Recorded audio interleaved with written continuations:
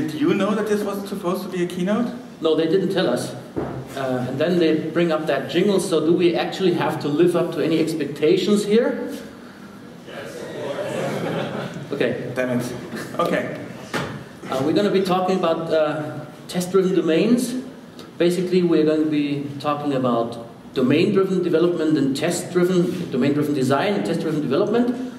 Say that 3 times in a row, it's really hard. Especially early in the morning. Talking to the Typo 3 Flow Neos community, we are assuming that you're at least vaguely familiar with those terms and know the basic concepts, though that's something we're not going to cover today. Mm-hmm. Introductions first. You're going to introduce me? So he put my slide first, so I can have him introduce me. It's pretty safe, because I get to introduce him then. See, over breakfast this morning, Stefan said, we are going to do it a little bit different today. You are going to introduce me, and I'm going to be introducing you. So, let me tell you, he can be very grumpy in the morning. So that's why I gave in to his request and said, yes, Stefan, I'm going to introduce you. So, you may know Stefan is a little bit older than me, which is why he started his adventures in the wonderful land of computing and programming with a ZX80, and then later at university he got to work with punch hole cards, and I was born a little bit later than him, which is why I grew up with other computers and didn't have punching cards. But what else do I know about him? I don't really know. I met him a long time ago by now, like, I don't know, 10, 15 years ago? 13, something like that. Met at a conference, didn't hate each other immediately, so after a couple of years we started working together and then eventually founded a company.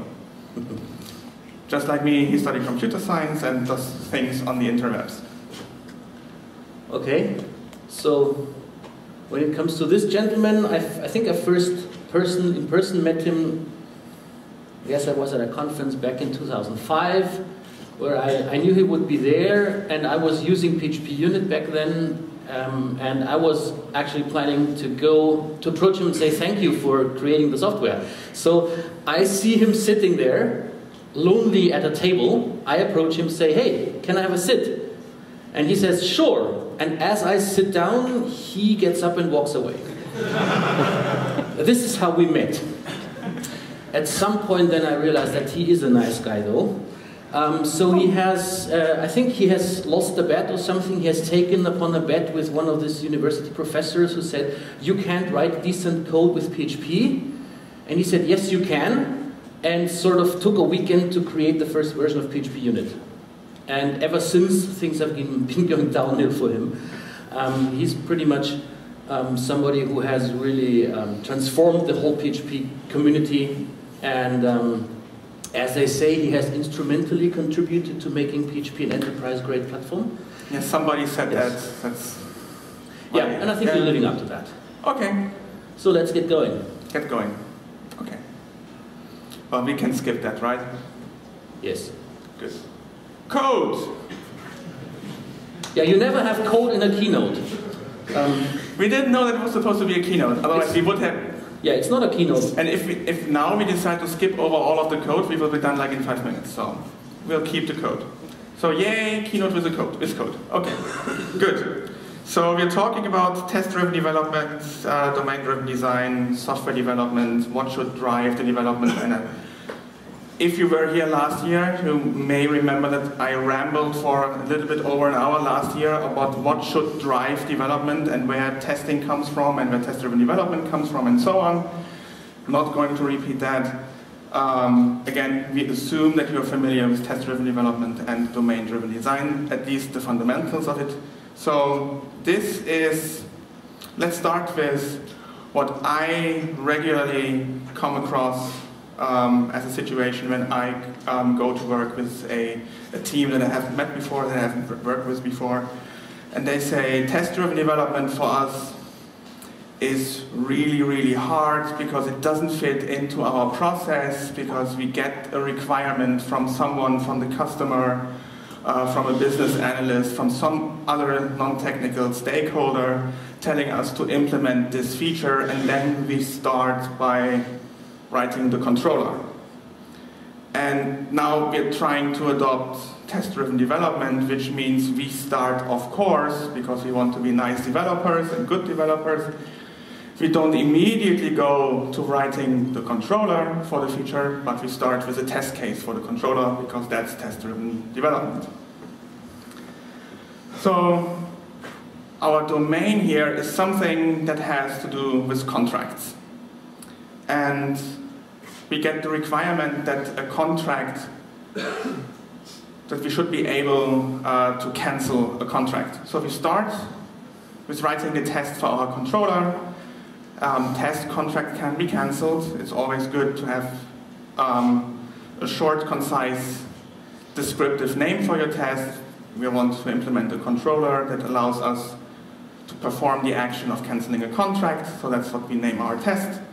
And then we configure our various stops and marks. We have collaborators that we are probably going to use to perform this action, so we need a repository, and that has a find by ID and whatever, and it will return the contract that we work on, and then we commit at some point, and eventually we cancel our contract. And then we can invoke the cancel action method on our controller. But we don't have any assertions there.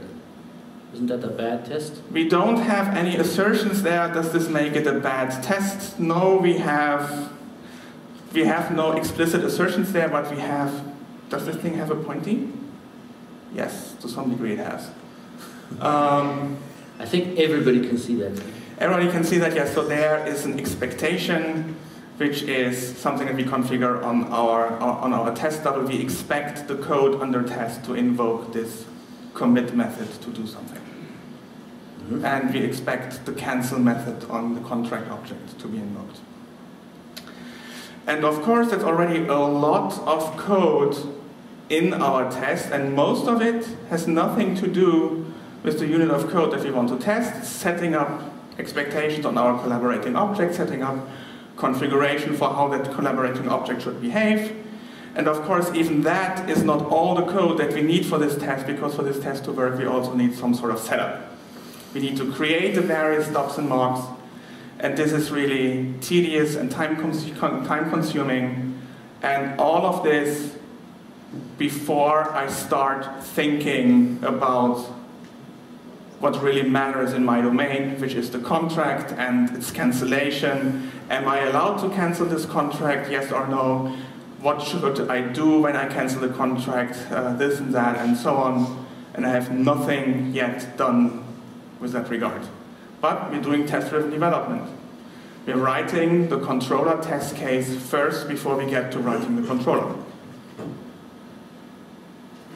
So maybe you have followed that discussion. How long has that been ago? With Martin Fowler, Ken Beck? About a year ago. And other people discussing the value of test-driven development, and it was argued that test-driven development doesn't really have a value. Mm-hmm.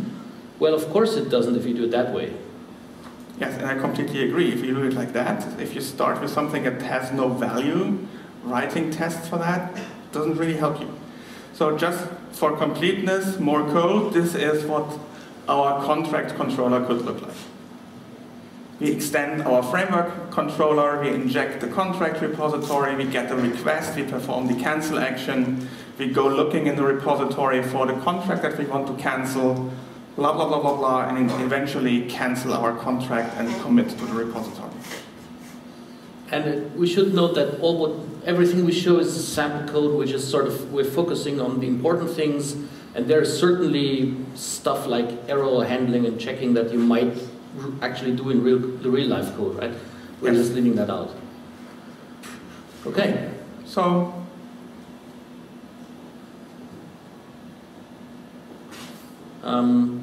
we have our domain, which in that example seems to be represented by the controller, and then the object itself, and then we have infrastructure. If you think about a layered architecture, a lot of people still tell you, well, basically software architecture is in layers. Well, let's see them. I think that's wrong. What's one of the main features of layers? That is, an upper layer depends on a lower layer, right? So We have a dependency pointing downwards. And if you have heard about solid principles, and especially the dependency inversion principle, Uncle Bob, Robert C. Martin, has been and does talk a lot about that. Dependency inversion states high-level components should not depend upon low-level components. Well, that's a high-level component, and it's depending on a low-level component. So basically what this is telling us is that layered architectures are wrong, because you have an upper layer depending on a lower layer. Dependency inversion dictates that you want to invert the dependency. Now, why would you want to do that? Let's invert the dependency. Then let's figure out how to do that. If we invert the dependency, that means that our domain doesn't even know about the fact that infrastructure exists. And this is essentially what makes domain-driven design work in the first place. Because if you go back one slide, if you have a dependency that way, your domain knows about the infrastructure. Now that means if the infrastructure changes, your domain might need to change because it knows about the infrastructure. It has a dependency on the infrastructure. All the database-centric thinking reflects in this arrow. If you have your domain depending on your database, which is infrastructure, well then if you change the database, you might be inclined to update the domain, or maybe not. Who knows? And it's not just limited to infrastructure components such as the database or data storage. It also means things like the framework that you're using to build your application. The framework should use the domain, and not the domain should use the framework. Well, that sounds weird. Let's see if we can actually make this happen. So, how does this work? We want to invert the dependency. How can we do that? We flipped the arrow and made it black instead of red. That was easy. Cool. Okay, let's look at some code. We have a part of the domain, whatever that may be. Alright, and this is very generic sample code just to show you what the diagram says. Right? We have a part of the domain and we have a collaborator, and that collaborator is not infrastructure, because injecting the infrastructure into our domain means our domain knows about the infrastructure, which in turn means that we have a wrong dependency. We want to have a meaningful interface. And meaningful to our business is something that no infrastructure in the world can provide us with, because they have generic concepts. And meaningful to our business means, well, that's something that uses the terminology of our business. We want to have explicit APIs. We want to name things as they are in our business. So that's what a meaningful interface is. Retrieve object, and I know this is a very generic term. It's just sample code. That's a meaningful thing. Maybe a contract, maybe whatever. Now we define those interfaces as part of our domain. We don't really care about infrastructure here. It doesn't even show up. This is how domain-driven design works, in essence. We do not care about infrastructure at first. At some point, obviously, we will have to deal with persistence and other aspects, right? So this is where the infrastructure comes in, and we don't really care too much about the infrastructure, but we're just going to write an adapter. So this is how this adapter might look like. We have a part of the infrastructure that we inject into the adapter, right? And the adapter implements our meaningful interface. So this adapter is more of a part of our domain, or it's sort of the bridge between our domain and the infrastructure. This is the one class that we may need to change and adapt if the infrastructure changes. This is a clear boundary between our domain and everything else, be that infrastructure, framework, whatever. Okay? Now, this is just retrieving some query and then returning the first result. We just assume it works that way, just to give you an idea. Now, how does that look like if we draw boxes and arrows? We have our adapter, which is closely linked to the infrastructure, because it depends on the infrastructure. But it's not part of the infrastructure. And it implements an interface that is part of our domain. Now the cool thing is, once you do this, you don't really care about any technology as you write your business relevant code. And then at some point you figure out, well, what kind of third-party code, what kind of infrastructure can I use to fulfill my needs? And those needs are clearly defined in the interfaces that you have specified.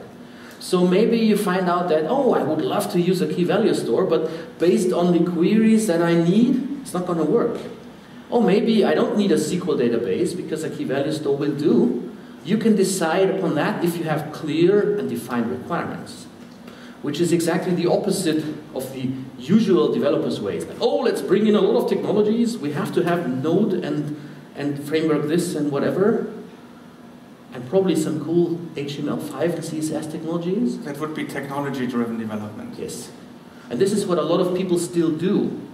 And this is what frameworks sort of suggest doing by existing. You know, there's a framework. I could use that. What can I build upon the framework? It's not the right way of thinking. You may want to use a framework, but you choose to use it not as the first step of your project. It's domain-driven design, not framework-driven design. That okay? also exists. There's also database-driven design, where you start with the schema for your database, and even before that choose a particular vendor or database engine, and then make a design. Yes, and some people think that data modeling should be an early step. This is wrong. Data modeling is very similar, conceptually similar, to object modeling. But there are big differences. M-to-N relationships work differently, databases don't have inheritance, and worse, database doesn't have behavior. If you model objects, we're talking about behavior, not data. Data modeling is not behavioral modeling, and you want to be focusing on the behavior, because that's what we want to test, right? We're not testing that stuff ends up in a database, we want to make sure that our software behaves in a decent manner. Okay. Just for completeness sake, you can have behavior in the database, you can do stored procedures there, and you can even use OOP languages for that. Just because it exists doesn't mean that you should use it, and don't drop off the stage. Actually, You're not as old as Madonna. I was with a client in the United States 2 weeks ago, and there was a discussion going on between the DBA and the lead developer. And the DBA said, we need to move our code out of the database. The DBA said that. And the lead developer said, well, I'm very happy with all those stored procedures. And at some point I said, guys, I really enjoy that conversation, because usually you get it like the other way around. But if a DBA tells you to move stuff out of the database, that should really get you thinking. But it's usually also a responsibility problem, right? If I as a developer write a crappy stored procedure and it doesn't perform well, then it's the DBA's problem. It's the DBA's problem. And I don't need to test it, because that's also the DBA's problem. Okay, so we had database-driven development, we had technology-driven development, we had framework-driven development. Just for completeness, there's also screen design-oriented development, which we sometimes see, where you just start with something that comes out of Photoshop, and you get 20 screens, and give it to 5 developers, each develops a couple of them. But you know what, with the screens, if you think about that layered thing, then you have the view layer depending on the domain layer, so that's the same dependency. So maybe that works. Well, in the original MVC, it was like that. Okay, that sounds like... In Smalltalk's original MVC, you had the user interface that depended on the domain, on the model. Okay. So everything is fine. So they say. Do they? Who is they? I mean, originally it was intended for, not for the web, there was no web. Yes. Let's not go into that MVC thing. I did that 2 years ago at this conference. So we have so traditionally we have user interface depending on the domain, but when you take MVC to the web, you end up with something else. What is that? Something like this. Does this look familiar to anybody? I know, you're going to complain about, oh, you're not supposed to instantiate the view there. I fully agree. But let's inject it. Well, we still have the same dependency. We are depending on the view. We have a controller depending on the view. Is that the right direction of dependency?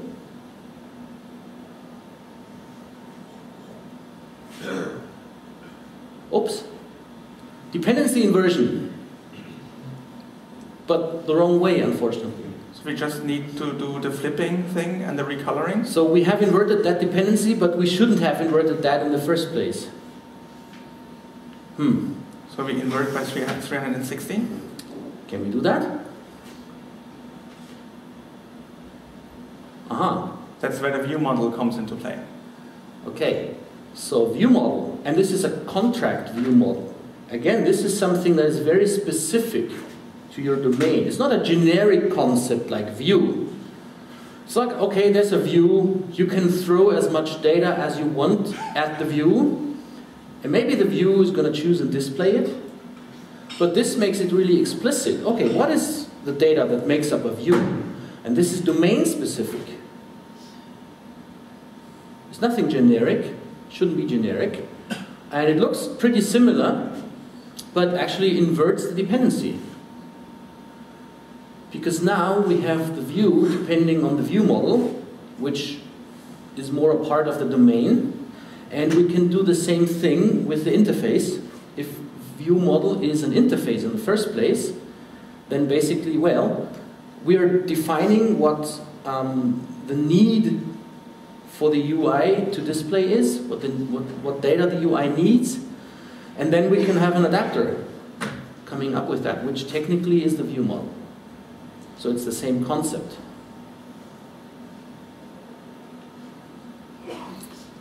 Okay.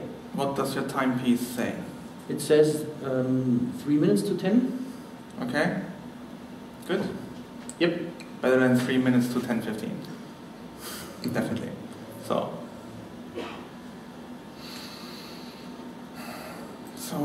earlier I promised not to talk about what I talked about last year. Now you're going to break your promise? Well, politicians do that all the time. And they get away with it, so maybe I can get away with it as well. I don't know. So we saw in the beginning that test-driven development can be very problematic if the development that I try to drive through tests is problematic.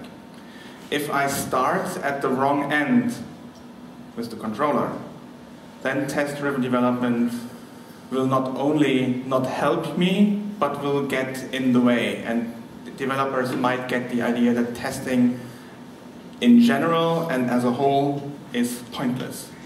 And I don't really blame them for that.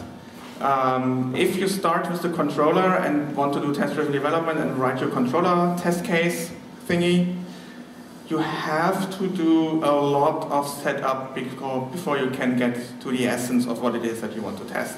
And basically whatever you're testing for, the actual domain objects, the business objects, the models if you want, you can only test them indirectly. So you're adding a lot of complexity on top, which doesn't really help. Yes, so of course you can make the argument that I use the controller test case to drive the development of the controller, and once I'm there, then I start thinking about the domain and then use this as the motivation to write domain-specific code, which I then can again write in a test-driven way. That is starting with technology. It's starting with technology, because a controller is a very UI-centric concept. Basically, a controller processes usually an HTTP request. So there's technology. There are different approaches that can work, and not every developer thinks or works the same way, so it's a matter of preference. I mean, there is not even that just one school of thought when it comes to test-driven development. There are at least two schools. There's the classicist school or the Chicago school that says we do it bottom-up. We start with the infrastructure and work ourselves up from the infrastructure all the way up to the user interface. And then there is the London school, which goes top-down, which starts with acceptance tests that are very end-to-end, that describe what should happen in the browser, for instance. And then use that to motivate other tests that are smaller in scope and smaller in scope and smaller in scope until we are in the scope of single units of code that are relevant to our domain, and then start doing something there. Or, depending on how you look at it, start in the middle and do domain-driven design. That's the Kolbermoor style. That's the Kolbermoor style. We start with the business requirements. How does that sound? Yeah. Okay. We start with our business requirements and implement them in objects that make sense to both developers and the business by using a ubiquitous language, and use unit tests in the smallest scope possible with the least amount of technology around it to drive the development of the objects that represent our business requirements. Wait. I already mentioned behavior. Yes. So isn't behavior-driven development the next big thing? Because we need to focus on the behavior, and that requires us to write, well, different types of tests, not unit tests. So when it comes to testing, there are at least 3 dimensions that you can use to categorize a test. Those 3 dimensions are purpose or goal. What is it that I want to achieve with this test? Do I want to achieve that the code works correctly? Or do I want to verify, do I want to ensure that the code implements the right thing? Am I building the right system, or am I building the system right? Dimension 1. Dimension 2 is the scope of the test. How much scope, how much technology, how much infrastructure, how much environment do I need to execute this test? It's the one of the most important things in testing, to find the smallest possible scope in which you can verify or execute the code that you want to verify. And the third dimension, and that brings us to your question, is the style that I use to write down that test. So I have purpose, I have scope, and I have style. And there are different tools out there because people think differently, developers work differently, and some people don't like to write explicit code, like with PHP unit or with PHP spec, for instance. Other people prefer to write as natural language as possible, and automatically interpret that as code. And that's what behavior-driven development is about, in essence. Magic sounds dangerous to me. Yes, but it's up to everyone else to decide what they want to do. Okay. But it's not behavior-driven development done right, and says the same rules for the first and second dimension still apply, so you at least need to find a smaller scope in which to run the test. Of course, it's really seductive, if you will, to use a behavior-driven development tool such as Behat and only have tests in the largest possible scope. Do everything in the browser. And test everything, including the domain, indirectly. Because it's so easy. Testing through the UI is testing the domain indirectly. We already saw that there's a problem with the controllers, so it doesn't seem like a good idea. So how would how does that look in Behat? It's that given when then, right? Given whatever state of the world, I want to do this, and then I'm expecting this. Yeah, and then the test breaks, and you don't know where you should start looking for this. Okay. Because it could be in the domain, it could be in the controller, it could be somewhere else, it could be in the infrastructure. So what we're actually proposing to you is, well, let's take the goodness out of those ideas. And there is certainly value in that. Of course.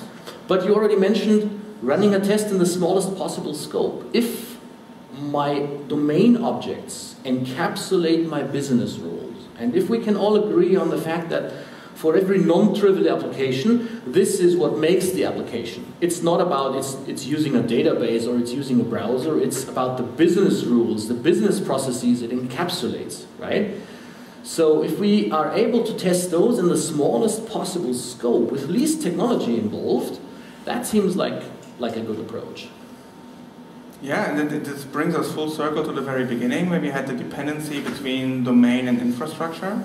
So if we have our domain and have asserted that our domain works correctly, then there is little that we need to test when we take this domain and let it be used by a framework that makes our domain accessible as a service or as a website to the outside world. Okay, so how does it look like? Let's start with the output. Okay. So it still surprises me that almost, or at least 10 years after I implemented this feature for PHP Unit, there are still people, developers out there that use PHP Unit on a daily basis that don't know that this feature exists. --test docs gives you auto-magical output based on the names of your test case classes and your test case methods. And for instance, if I have a test class named premium contract test, then by convention we're testing something that is named premium contract. And if I have a test method name that says test runs for 12 months, then I can discard the test prefix and insert a space whenever there's a change in upper and lower case in the camel case notation, and I get sentences. So it makes sense to have sensible names for your tests. But that doesn't really sound like a lot of magic. To some people it's magic. Okay. More than once I got the question how the AI looks like that figures this out. And it's like 20 lines of PHP code that does some string manipulation. Okay, so this is something that the developers understand. That is something that the non-technical stakeholders in the project can understand. I can take this and show this to someone. Mm-hmm. Is this what you meant? Because if you meant this, then I have implemented this already because I get the check marks. It's automatically verified it works. Mm-hmm. So this is kind of cheating a little bit because it doesn't really work that way. It's a bit more complicated. Now in reality, when you write unit tests, you also have some unit tests that deal with, say, technical aspects of the code, right? I want to be able to attach a logger, for example, or I need to wire up stuff and make sure it works. So that's a technical test that doesn't really relate to any business rules. Okay, so what in reality you need to do, there's that nice feature in PHP Unit. You want to explain that? Go ahead. I built a feature, you figured out how to use it. Well, it's a group. PHP Unit has some annotations that it's able to parse, and you can have a group annotation on top of a test. Now, group, you can invent any groups that you like, and I suggest inventing the group business, for example. Now, everything that encapsulates a business rule gets a test that's marked as group business.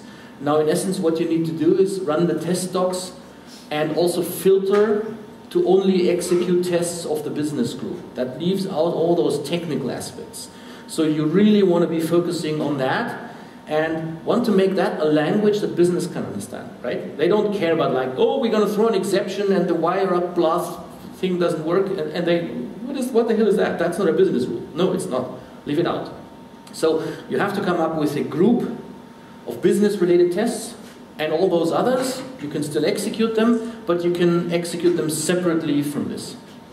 We're going to show you a nice slide towards the end of the presentation to see what you can do with this, which sort of explains why. I think we have a slide with a nice contract facade that we created. So if you go back once, so one of the fundamentals of object-oriented development, as you all know, is single responsibility. A class should do one thing. So we have a class that represents a premium contract. We have a class that represents a standard contract. If we have additional contracts, we're going to create new classes. Now, here's the interesting thing. A lot of people say, well, that doesn't work for me because now I need to be able of sort of switching classes because I have a standard contract, and if I upgrade that to a premium contract, and it says that it is possible, right there. So I sort of need to switch the implementation, and that doesn't work. Well, it doesn't work naively, but using a facade, it's actually pretty easy. Similar to what the state pattern does, and this is technically just a strategy pattern, if you want. So you have a facade of a contract that has the real contract implementation behind, and you can switch that. But you still hold an instance of contract, and this is going to do everything. This is basically just a hint at how you might implement that.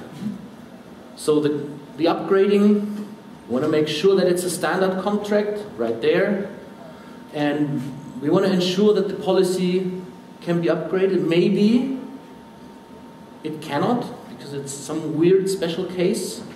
Maybe that doesn't even turn out to be a reality. Anyway, we need a standard policy, and I want to make sure that it's a standard policy because once I add other policies, I won't be able to upgrade them by default. So if everything works, I can just instantiate a new policy. I might need to transfer some state from the standard policy to the... We're leaving that out. You can figure out... It wouldn't have fit on the screen. Yes. What presenters usually say when they want to leave out details. Yes. And this is what the interface for the policy could look like. Maybe a policy can be cancelled, renewed, upgraded, downgraded, so on, has an expiration date or not. And then we have our two classes that provide this interface. Yeah, pretty nice. Now let's make the whole thing business compatible, shall we?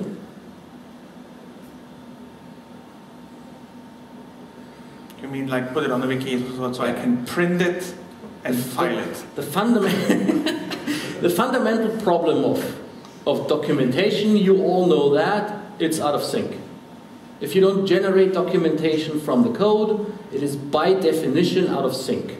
At least you can't trust it to be in sync. Now what you can do is take the test docs output and put it in a wiki. Now there's your documentation of the business rules. And it's an executable specification. It's a living documentation. Yes. And so the output that I showed on the console earlier, a couple of slides before, you can basically copy and paste that. Need to do one additional tweak, and then GitHub and GitLab, etc., Markdown, wiki engines that understand Git flavored Markdown, blah blah blah, are able to render it like this. And with GitLab, you can even go one step further. And well, with GitLab, you can get a rollback. With GitLab, the wiki is internally a Git repository. Every time you add something in the wiki, behind the scenes there is a commit to a text file in a Git repository. And GitLab allows you to check out that Git repository for the wiki, so you can work on the wiki while you're offline, just like you can work on your code while you're offline with Git. And with like 10 lines of scripting, you can take the output whenever you run your test suite on your continuous integration server, take this output, put it into the Git repository that GitLab uses for your wiki, automatically push that, and then you have an automatically updated living documentation for your business domain. So we think that this basically gives you everything that behavior-driven development is pretty much about. It gives you a very good interface between development and business. You have the guarantee that this documentation is up to date. It's executable. It's represented in code. So there is really no way of cheating around anything. Yeah. We think this is what you should be doing. Thanks for listening.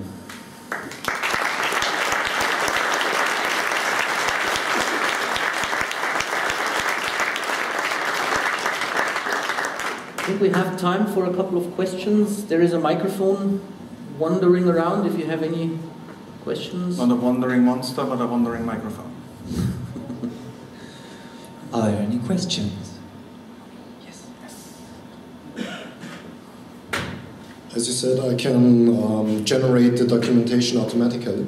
Is there already a possibility to have versioning for this documentation?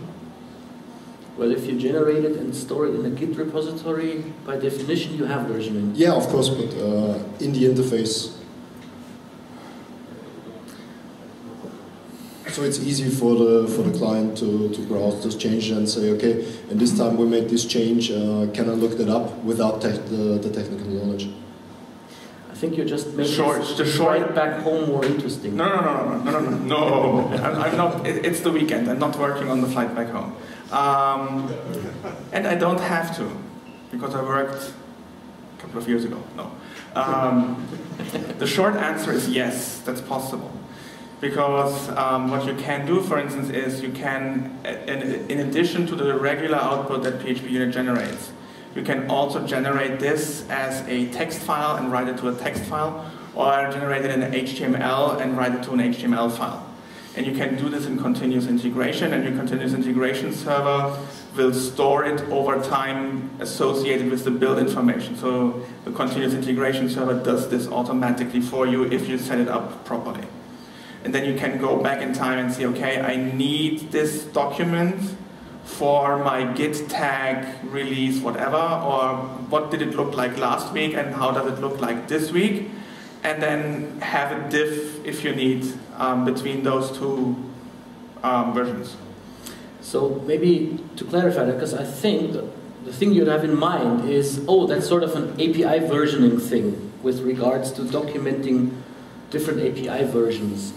I find that with those domain objects, the API doesn't really change that much. Mm-hmm. You may add on to it, but you have like stuff floating around, and the code that you write still has to be able to deal with the cases like of last year and the year before. So you rarely end up with backwards incompatible changes in your business objects API. So for that, I'm not really sure that you're going to need it. There's other use cases when it comes to API versioning where it makes perfect sense. In this context, I think you'll find yourself adding to the API, always in a backwards compatible way.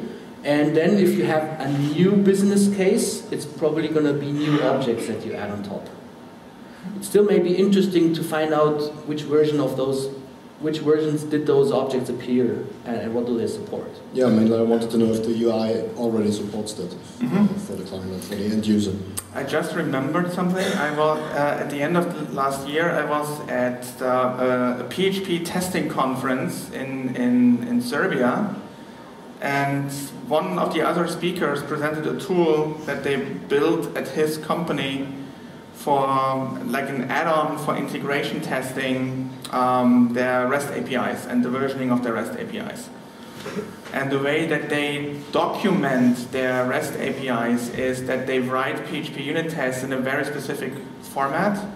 They take this output and interlace it with Markdown and render that using Pandoc to HTML and PDF, and they get a document that describes this is the REST API version blah blah blah, and for each command or that the API understands, there is at least one example that is automatically generated from the test code with the test output, and of course those documents are versioned.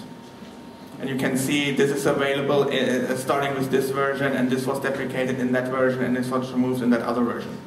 Thank you very much. I forgot the name of it. Greatly enjoyed your talk, thank you. Okay, one more question, and then we have to get on. This theory is always sexy when you look at it during the presentation, but I have one question, because like every theory, when you have an example that meets this theory, it's always easier to understand it. Do you know any open source project that you can check out on GitHub, and a real one that benefits from this separation, which has a view models and is based on whatever framework? Do you have something in mind that you can just check out and look inside and, you know, not only a pseudocode, but something that really actually works? There are several examples with regards to domain-driven design that you want to look at. If you just search for something like domain-driven design PHP, you're going to find some projects, more of sample projects, and that partially won't even integrate with the framework. So this is the domain, this is how it works, those are the tests, and you know, you could use a framework. Yeah, then still you have to, you cannot see that, okay, this is how it shall. So you're looking for a real-world application, for instance, that you can do. To my knowledge, I don't know. I know some that sort of partially do this or do that. We have some clients that are pretty good on that, but obviously that's not open source code, unfortunately. So we'll see and figure out if we can find something, and then just, you know, tweet something with the hashtag that may point you at a repo. Maybe somebody in the room has an idea or knows of a project. Okay.